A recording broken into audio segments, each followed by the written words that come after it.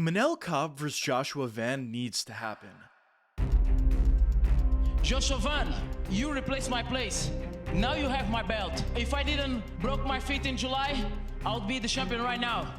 Now, baby, hey, listen very well. I'm here, your daddy. Your dad is gonna take your diapers alive on a new deal, Paramount deal. I'm gonna take your diapers alive. Be ready, cause you are in Houston, right? Let's fight in Houston in February, or whatever you want. Just sign the contract. Houston is my city. I'm gonna get there. Hey, just be ready, cause Manel, Starboy, is here to hunt to be the champion. Nobody can deny. Nobody can deny my belt. I'm the best here. I'm the best. Manel Kape and Joshua Van are both coming off victories. For Kape, he's coming off an impressive victory, round 1 KO victory over Brandon Royval, and for Joshua Van, he's coming off an unfortunate victory over Alexandre Pantoja. And at this point, it doesn't seem as if Pantoja is going to be able to make that quick turnaround. So if Pantoja is not able to make that turnaround, the next two options would either be Tatsuro Taira or Manel Kape. But based on the performance that Kape was able to put on Brandon Royval, I think he should be next, and I think this fight has to happen. But before we get the video started, I'm JuicyMMA. This is where you'll get opinionative MMA content. If you're ready, be sure to hit that subscribe button and let's get into it.